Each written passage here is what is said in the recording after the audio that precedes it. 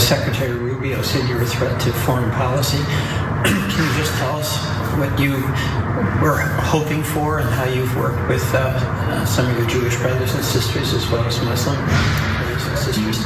My activism, so they are, basically he is describing being anti-war as anti-Semitic.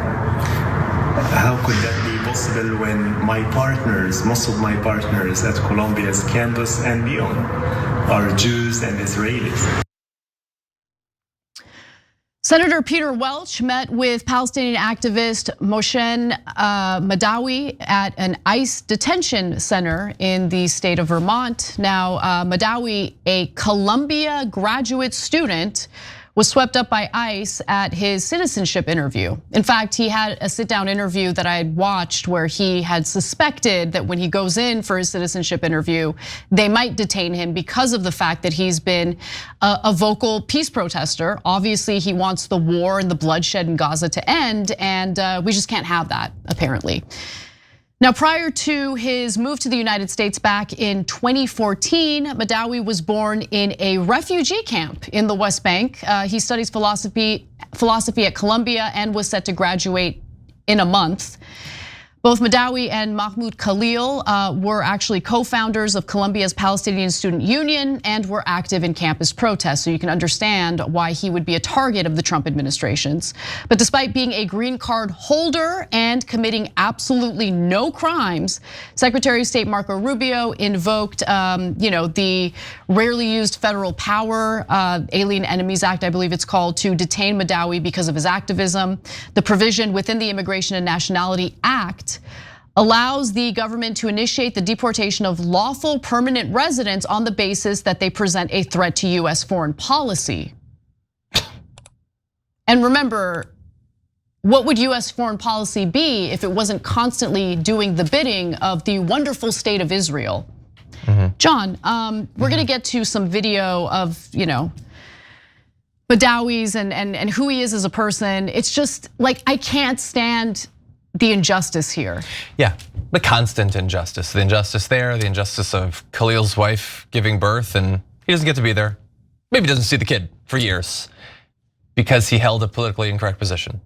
And they are so violently, aggressively opposed to anyone thinking things they don't like that they'll end your life. They'll possibly literally deport you somewhere, you could end up being killed. And I feel like the wise thing that the Trump administration is doing is, it reminds me of something from season 1 of Andor, where like if there's a single atrocity, then everybody can focus on it. But if you just do a lot of atrocities, then that's too much. Like how do you focus on? So like Khalil, that should be like the story. Like, oh my God, you literally just you're locking someone up because they are against a war. Like that is crazier than anything happened under Biden for 4 years. But also Garcia at the same time. That's crazier than anything that happened under Joe Biden for 4 years, that you would deport a guy like that. And literally for weeks, just call him MS-13, call him a terrorist. You're not even alleging as to what terrorism he's supposed to be. You just say it. Just say whatever you have to say, make up words, redefine them. And then the stuff they're saying about the courts. And then Johnson says he's gonna dissolve the courts. And like every day there's another thing that's crazier than anything we've experienced for half a decade. And so how do you keep up like in the face of so many utterly demoralizing and unjust acts? And just there is a lot going on, right? But there's a through line in some of these controversial stories, especially when it comes to the lack of due process, when it comes to punishing people based on their views on how a foreign country is carrying out a war. Yeah. And so just yesterday we had shared a story about how the National Institutes of Health put out a notice indicating that they will not give grants to any researcher, regardless of what they're researching. They could be on the precipice of finding a cancer cure, doesn't matter. They will not receive any grants from the National Institutes of Health if they are supportive of the BDS movement, which is the boycott and divest movement, in order to hold Israel accountable for what they're doing to the Palestinian people. And I really can't understand how it is that you can have the federal government punish Americans in that case, for their political views, for their speech, and no one's like really challenging it. It's incredible. So let's get back to this issue of Mohsen Mahdawi and what he's going through, because as I said, there's no evidence that he's a threat to national security, no evidence that he has caused any problems at all in the United States. The only thing he's done is he's engaged in protests in regard to how Israel is prosecuting this war in Gaza. In fact, Mahdawi told Senator Welch that all he wants is peace. Let's take a look at that. My work has been centered on peacemaking, and all what I am doing, I am being a human.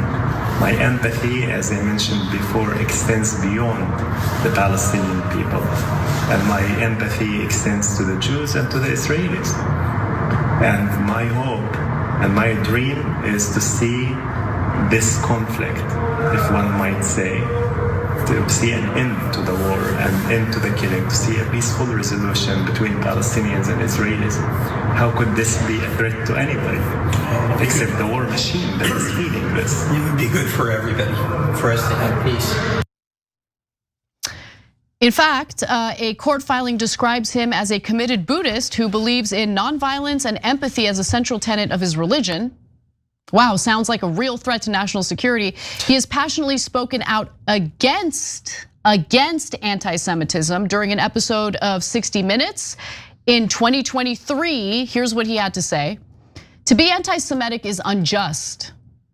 And the fight for the freedom of Palestine and the fight against anti-Semitism go hand in hand, because injustice anywhere is a threat to justice everywhere. Now, after his arrest, many Jewish students, faculty, and organizations spoke out on his behalf, and I love to see that. It's great. Yes, it's great, because there are wonderful Jewish brothers and sisters in this country who are also critical of how Israel is prosecuting that war in Gaza, okay? Because they have eyes, they have ears, they see what's happening, and they see the humanity in everyone. And I know most people do.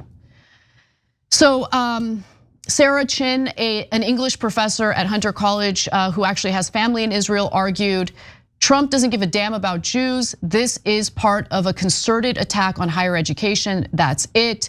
But Mahdawi doesn't want the focus to just be on him. He told Senator Welch that he wants the pro-peace movement to stay focused on Gaza. Let's watch. I'm staying positive by reassuring myself in the inevitability of justice and in the deep belief of democracy. This is the reason I wanted to become a citizen of this country, because I believe in the principles of this country. I want to tell everyone that I feel so loved and so supported. And I am here in good hands. I am centered, I am clear, I am grounded. And I don't want you to worry about me. I want you to continue working for the democracy of this country and for humanity.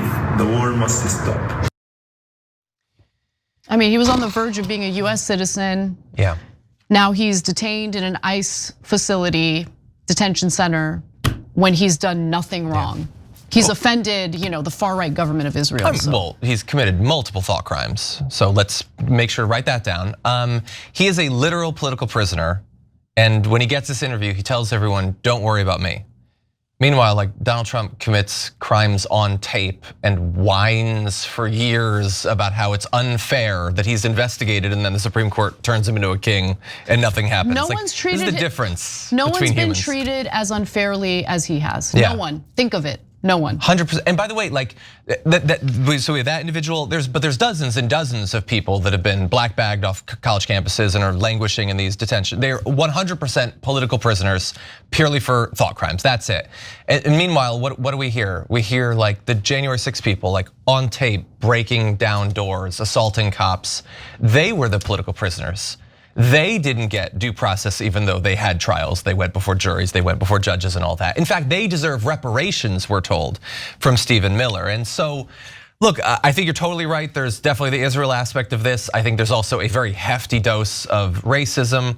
It's the belief that don't worry, people aren't gonna get that worked up to support these people who are black and brown or Venezuelan or whatever. Like, yeah, nobody's really gonna get that worked up. I feel like that's underlying a lot of this.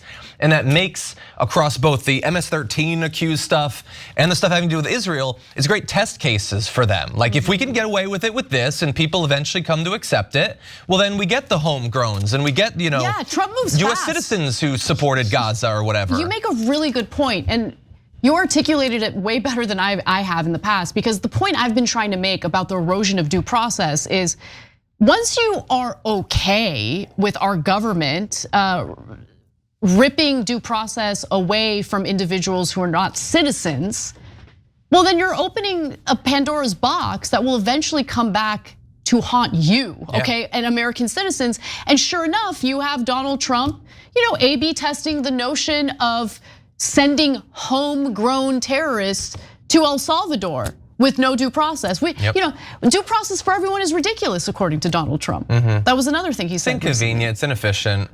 Forget about your rights, forget about the Constitution, just lay down. It'll be way easier for you that way. I can't think of anything more un-American than the idea that you just have the government, a king, point to anyone, accuse them of anything, and punish them without a day in court. Yeah. That's insane. Yeah, and the media wing of the right, they're like on their Steve Bannon this week, literally, like they're not even saying, like they're using code words to shred the Constitution. They're literally saying no more habeas corpus. They're using the code word. Like the one thing you're not supposed to admit you're against, they're openly saying, no, we don't need it. And they're on Twitter, all of like abolish the Supreme Court, liquidate it if they try to stop Trump. They're bragging about this. It's a mark of honor for them to have these positions. Every time you ring the bell below, an angel gets his wings. Totally not true, but it does keep you updated on our live shows.